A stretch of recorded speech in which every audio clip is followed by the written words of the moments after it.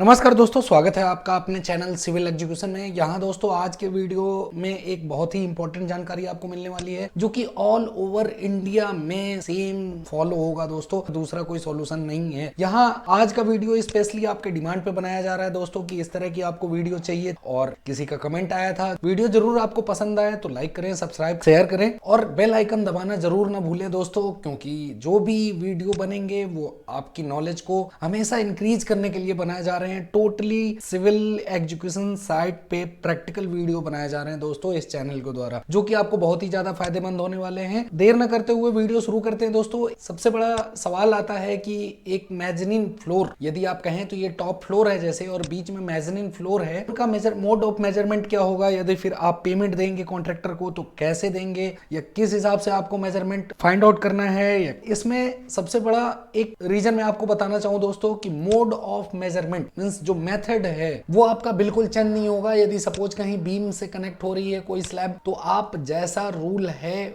उसी हिसाब से शटरिंग आप कैलकुलेट करेंगे। और सबसे बड़ी बात जब आती है कि मेजनीन फ्लोर के बारे में, तो मेजनीन फ्लोर में भी कहीं कहीं नीचे बीम हो सकती है यदि कहीं रिजिड स्ट्रक्चर दिया गया है या फिर बहुत ही ज्यादा हैवी लोड के लिए है तो कंक्रीट के भी मेजनीन फ्लोर्स बनाए जाते हैं। तो टॉप फ्लोर और मेथड दोनों का सेम रहेगा दोस्तों, बस क्राइटेरिया क्या क्या चेंज है यहाँ आप देख सकते हैं। एग्जाम्पल के लिए देखिए दोस्तों, IS कोड 1200 पार्ट 5 1982 है आपके सामने। यहाँ देखिए जनरल रूल्स हैं, क्लबिंग एंड आइटम है, बुकिंग ऑफ डायमेंशंस है, डिस्क्रिप्शन ऑफ आइटम्स है। फिर इसके बाद मेजरमेंट का एक सेक्शन आता है दोस्तों। इसमें मैं दो तीन चीजें आपको बताने वाला हूं, दो तीन पॉइंट जो कि बहुत ही ज्यादा इंपॉर्टेंट है, और ये आपने यदि सीख लिए तो कहीं कोई आपसे गलती नहीं होगी। मेजरमेंट में सबसे पहले तो देखिए दोस्तों, dimension shall be measured to the nearest 0.01 square metre, means 0.01 metre square तक आपको मेजरमेंट टेक करना है, दशमलव के बाद 0.01 तक। ये एक सबसे इंपॉर्टेंट था दोस्तों। सेकंड चीज देख लिए, मेजर्ड जो सेपरेटली आइटम्स आपको मेजर्ड करने हैं वो कौन कौन से मेजर करने हैं। सपोज जैसे बहुत सारे वर्क होते हैं, आप बिल्डिंग में जाएंगे तो हो सकता है कोई अंडर वाटर का हो, जैसे स्विमिंग पूल हो गया, ये अंडर वाटर वाले हो गए स्ट्रक्चर, या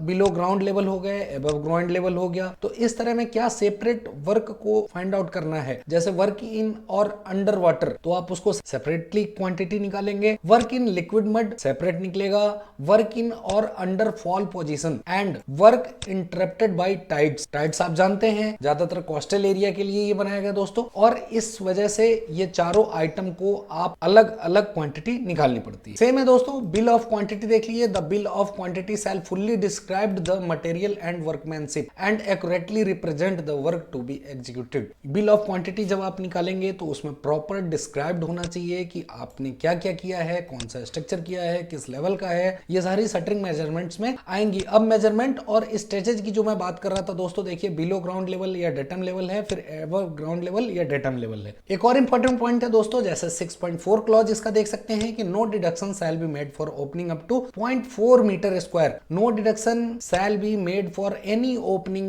cutter when slip form technique is used. यहाँ देखिए दोनों चीजें हैं दोस्तों, स्लिप फॉर्म का भी एक मैंने वीडियो बनाया है क्या नहीं है वो आप वहां से जाके देख सकते हैं, कहाँ यूजेस हैं, कैसे वर्क करता है। अब यहाँ 0.4 मीटर स्क्वायर जो है, सपोज कोई आप शटर लगा रहे हैं उसमें 0.4 मींस आप कह सकते हैं यदि 2 मीटर की लेंथ हो गई और 0.2 मीटर विड्थ हो गया, उतने की कोई भी ओपनिंग होगी कहीं भी होगी, उसका कोई डिडक्शन नहीं होगा, वो फुल पे होगा दोस्तों। अब फिर यहाँ देखिए, no deduction shall be made for any opening, जबकि स्लिप फॉर्म के कंडीशंस में ये क्राइटेरिया अलग हो गया है। स्लिप फॉर्म के कंडीशन में बोल रहा है कि कोई ओपनिंग का कोई डिडक्शन नहीं होगा, मतलब चाहे ओपनिंग की साइज हो गई, चाहे कोई भी कटर्स हो गया, उसके लिए कोई डिडक्शंस नहीं होंगे। एक और सबसे बड़ी इंपॉर्टेंट बात, form work to secondary beam shall be measured up to the sides of main beams but no deduction shall be made the form work of the main beam where the secondary beam interact it. Means slab आप करने जा रहे हैं, ये main beam है, ये आपका slab हो गया कि मेन बीम से सेकेंडरी बीम निकली होती है, जो कि आपको मैं बता चुका हूं। तो सेकेंडरी बीम और मेन बीम का जो जंक्शन होता है दोस्तों, उसके लिए कोई डिडक्शन नहीं होगा। ये 6.6 क्लॉज कहता है IS 1200 1982 का,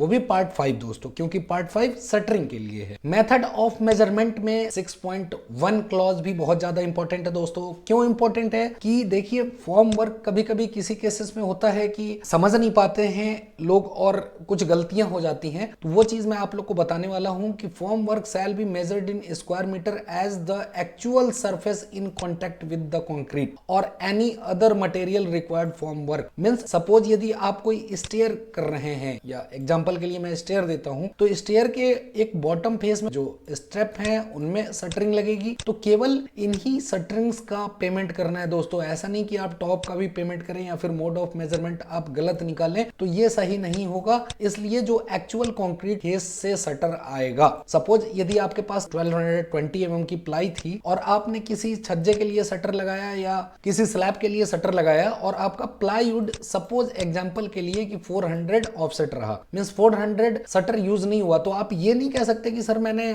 1220 mm की प्लाई लगाई है तो मुझे पूरा शटर चाहिए। ये बिल्कुल रॉन्ग होगा। जितनी एक्चुअल कॉन्टैक्ट सरफेस है कंक्रीट का, केवल आपको वही पेमेंट निकालना होगा या वही क्वांटिटी आपको निकालनी होगी। इतनी बातें आप समझ गए दोस्तों। अब यहाँ मेन पॉइंट पे आता हूं कि जैसे ये मेन रूफ हो गई और आपने मेजरिंग फ्लोर कंस्ट्रक्ट किया है, तो सबसे पहले आप मेजरिंग फ्लोर कंस्ट्रक्ट करते हैं तो शटरिंग क्वांटिटी निकालते हैं और कंक्रीट क्वांटिटी निकालते हैं फॉर रिक्वायरमेंट द मटेरियल के लिए या फिर आपके आउटपुट के लिए कि कितना मैन पावर लगेगा, और इस हिसाब से जो क्वांटिटी आपकी एक्चुअल आती है उसी हिसाब से आपको पेमेंट करना है दोस्तों। ऐसा नहीं कि सपोज फुल रूफ यदि दे रखी है और मेजरिंग फ्लोर भी आपका रूफ के बराबर है तो आप डबल क्वांटिटी कर दें कि सपोज मेन रूफ की टोटल ड्राइंग मेजरिंग फ्लोर के ड्राइंग से पूरी मैच करती हो। Match means suppose main roof में जहां मेन बीम आ रहा है सेम साइज का मेन बीम मेजरिंग फ्लोर में आ रहा हो, सेकेंडरी बीम का जो साइज है मेन रूफ में सेम वही साइज मेजरिंग फ्लोर में सेम लोकेशन पे आ रहा हो, फिर भी आपको टोटल फ्लोर एरिया में से